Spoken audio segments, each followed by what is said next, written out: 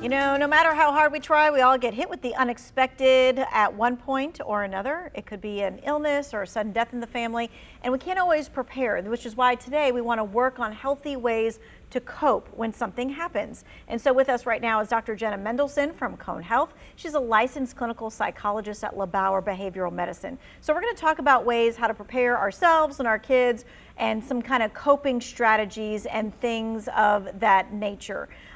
So really, you know, families and people, they prepare for certain things. What should we be preparing ourselves and our children mentally for, you know, handling events ahead of time? So we do know a bit about the kinds of factors that promote healing and resilience after unexpected tragic events.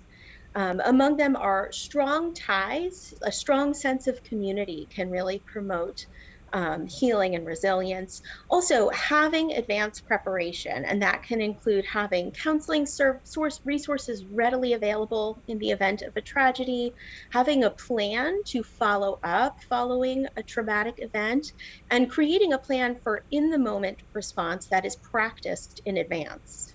That is practiced in advance, which is kind of hard to do when you're thinking to yourself, you have to prepare for you don't know what, but we're going to kind of unpack that as we go along. So let's first tackle this. The conversations that we should have as a family on a regular basis to help prepare for the what ifs. hmm I think it's such a fine line because we want to use language that is going to be developmentally appropriate for our kids, where we're telling them what they need to know in language that they can understand without giving them details that might be unnecessarily scary. So that's going to vary from family to family, but thinking about what that would look like for your children and your family, and having a routine for practicing these kinds of things. So, for example, if you're preparing for what you would do at home in the event of a tornado, you might introduce what a tornado is broadly, talk about, okay, when do we know how to enact our plan? Where do we go when this happens? And then actually act out the plan. It can be helpful to make this part of a routine so that kids can kind of get used to this is just what we do, this is no big deal, and also so that in the moment of a scary event where they might be in a fight or flight response, they can easily just go straight into the plan without having to think about it too Like much. maybe like where you all meet afterwards or something of that nature, so that is a constant for them. Exactly, yes. Okay, so unfortunately, we're all going to be faced with some kind of tragic or sudden event at some point in time. It could be a storm, it could be the death of a family member, it could be a sickness. What advice do we have for coping with it in that moment? So, first and foremost, accessing your social network, the people you have in your life that can support you, your community. Asking for help, accepting help when it's offered can be a really important coping strategy.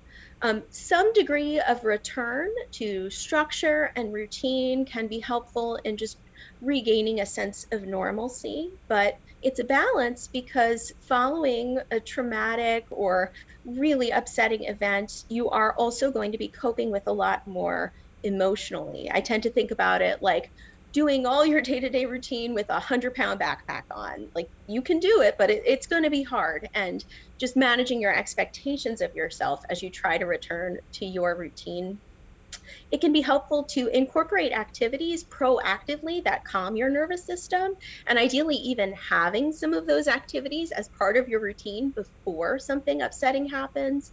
That can be like yoga, breathing exercises, grounding exercises, and that's the kind of thing a therapist can help you find the activities that are going to be the best for you. Mhm. And I always recommend try to refrain from making a major life-changing decision in the 6 months after a really traumatic event.